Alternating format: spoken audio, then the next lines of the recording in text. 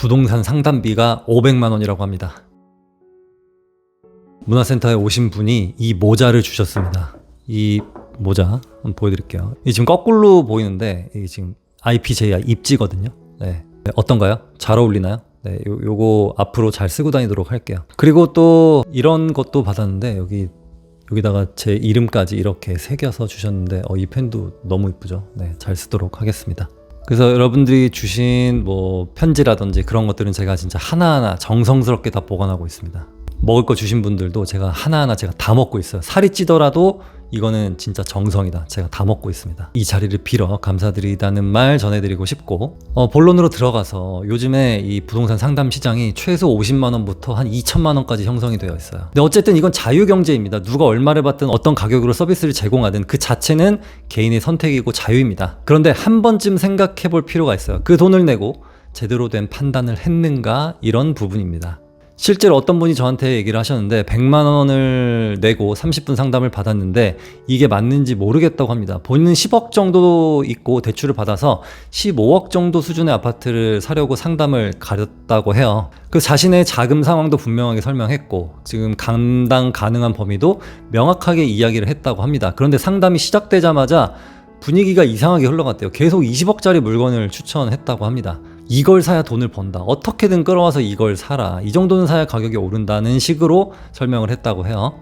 본인은 분명히 15억이 최대라고 했는데도 그 기준이 전혀 고려가 되지 않았다고 합니다. 만약에 15억짜리 보고 있다면은 16억짜리 이거 사세요라는 건 할 수 있어요. 근데 5억을 더 보태서 20억을 사세요. 이거는 정말 아닌 거죠.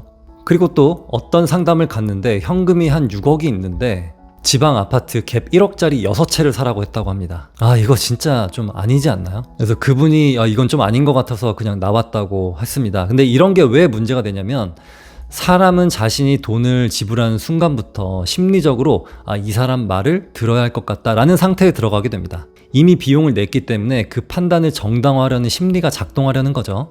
그리고 거기에 애초에 전문가라는 타이틀이 붙어버리면 더 강해지게 됩니다. 내가 모르는 걸 저 사람은 알겠지라는 생각이 자연스럽게 따라오는데, 그런데 이 지점에서 기준이 막 무너지기 시작하는 거예요. 원래는 15억이 한계였던 사람이 어느 순간 20억짜리를 내가 진짜 봐야 되나? 더 모아야 되나? 이런 상황이 되게 되는 겁니다. 근데 이런 거는 무료 세미나에서도 자주 나타나요. 무료라는 말에 부담 없이 참석했는데 막상 가보면 특정 상품이나 매물로 자연스럽게 유도되는 흐름이 만들어지게 됩니다. 예를 들어서 아파트 시장이 궁금해서 세미나를 들으러 갔는데 갑자기 신축 빌라 얘기가 나옵니다. 여기 곧 재개발된다. 여기 사두면 몇 억은 금방 오른다. 듣는 입장에서는 솔깃할 수밖에 없죠.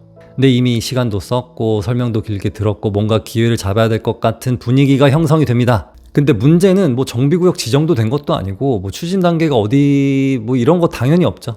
그래서 그냥 여기가 좋다, 돈이 된다고만 계속 주입을 하는 겁니다. 근데 대부분 그 빌라는 그 강사가 가지고 있는 법인이 미리 예전에 사놓은 빌라입니다. 그 지역의 빌라를 50채 정도 사놓고 예를 들어서 1억에 사놓고 2억에 파는 거예요. 그래서 이 2억짜리 빌라가 나중에 20억 아파트가 될 가능성이 있다. 되면 크게 오른다 정도의 이야기로 끝나는 경우가 많은데요. 확정된 사실이 아니라 기대감에 기반한 이야기가 되는 거죠.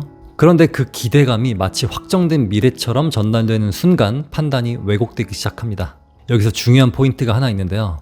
여러분, 세상에 공짜는 없습니다. 어쨌든 이것도 사업이기 때문에 그 자체를 문제라고 볼 수는 없어요. 다만 그 상황 안에서 내가 어떤 위치에 있는지를 인식하는 게 중요합니다. 나는 정보를 얻으러 간 사람이지 누군가의 상품을 구매하도록 설계 흐름 안에 빠지려고 들어간 게 아니거든요. 이게 결국 심리인데 평소에는 당연하게 생각했던 것들이 막상 그 상황에 내가 들어가게 되면은 이게 잘 안 보입니다. 무리하면 안 되고 검증되지 않은 건 피해야 되고 이런 상식적인 기준들이 간절한 상황에서는 쉽게 흔들릴 수밖에 없어요. 이걸 꼭 사야 될 것 같고 지금 아니면 놓칠 것 같고 다른 사람들이 이미 다 들어간 것 같은 불안감이 생기면서 판단력이 급격히 흐려지게 돼요.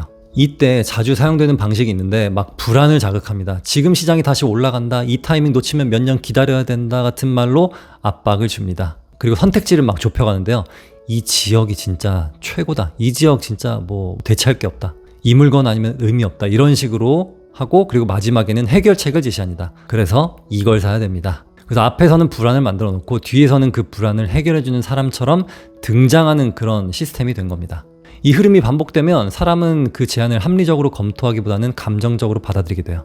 이거를 무조건 나쁘다고 할 수는 없는데 이거 하나의 영업 방식일 수도 있어요. 그런데 최소한 본인의 자금과 상황, 그리고 리스크를 감당할 능력, 투자 목적을 무시한 채 더 비싼 상품으로 유도한다던가 말도 안 되는 그런 개발 기대감으로 결정을 재촉하는 경우라면은 반드시 꼭 생각을 해보셔야 됩니다. 결국 중요한 건 최종적으로 책임지는 사람은 본인이 맞긴 한데 상담해준 사람도 그 결과에 책임을 져주지 않죠. 그렇기 때문에 더더욱이 기준이 필요한데요. 지금 이 선택이 진짜 기회인지, 진짜 그냥 어떤 압박인지 이거를 스스로 판단해야겠죠. 그리고 다른 케이스로는 이건 제가 상담할 때 느낀 건데 정말 이상한 지역의 아파트를 딱 정해놓고 저한테 물어봅니다. 그리고 이 금액보다 더 나은 게 있냐라고 물어보면 저는 이건 좀 아니다. 여기를 보시라 라고 설명드리는데 그분이 거기서 반박을 하기 시작합니다. 제가 보고 있는 이 아파트는 어떤 호재가 있고 주변에 뭐가 있고 막 설명을 해요. 그래서 저는 이건 호재가 아니고요. 집값에 영향이 있는 것들이 아니고요. 이렇게 말씀을 드려도 이건 제가 알아봤어요. 이건 진짜 호재고요. 이건 너무 좋아요. 라고 말씀하시면 저는 또 논리적으로 이건 교통이라든지 주변 환경이라든지 입지 가치라든지에 대해서 쭉 설명을 드립니다. 그럼 또 그분이 이거 안전마진 얼마고 라고 막 그렇게 저한테 설득을 하거든요. 그럼 저는 거기 하세요. 그렇게 좋으면 그냥 거기 하시는 게 맞습니다. 라고 대답을 딱 드리면 갑자기 말이 없어져. 본인이 좋다고 해놓고 거기 하라고 하면은 대답을 안 합니다. 이런 분들이 은근히 많아요. 답을 딱 정해놓고 와요. 대부분 99%는 괜찮은 리스트를 가지고 와요. 근데 1%는 이상한 거 딱 정해놓고 와서 저를 막 설득을 하기 시작합니다. 근데 이런 분들은 매수를 하고 나서 몇 달 그리고 또는 길게는 몇 년이 지나고 나서 내가 실수했구나. 이거를 스스로 느끼지 못하면 변화하기가 어렵습니다. 근데 이런 분들의 대부분은 오를 거야, 오를 때까지 기다릴 거야 하면서 세월을 보내고 나이는 먹어가면서 자신의 실수는 인정하지 않으려 합니다. 근데 이거는 부동산뿐만 아니라 인생 전반에 대해서도 다 마찬가지예요. 누가 봐도 이 선택은 좀 아닌데 어떤 망상에 빠져서 옳은 길이라고 믿는 사람들이 있죠. 그 길을 간 사람들은 잘못된다는 걸 알면 다시 돌아오고 다시 시작해도 되는데 내 선택은 틀리지 않았어. 이걸 인정하지 않고 남 탓이나 또는 회피하는 방식으로 남은 인생을 그렇게 살아가게 됩니다. 여러분들 주변에도 그런 사람들이 있죠. 여러분들 가족 중에도 그런 사람들이 있을 수 있습니다. 그래서 혹시나 내가 이상한 아파트를 샀다, 시세가 전혀 안 오른다 라고 한다면 그거를 쿨하게 인정하시고 지금부터라도 다시 시작해도 전혀 늦지 않습니다. 결국 투자라는 것, 거창한 거 이런 거 다 모르겠고 기본적인 내 집 마련이라는 것, 큰 돈을 쓰는 거잖아요. 그래서 이때만이라도 내 마음과 머리를 열고 막 하나에 꽂히지 말고 여러 가지 다양한 것들을 보면서 선택을 하시면 좋겠습니다. 잘할 수 있고요. 여러분들의 성공적인 갈아타기와 내 집 마련을 응원합니다. 감사합니다.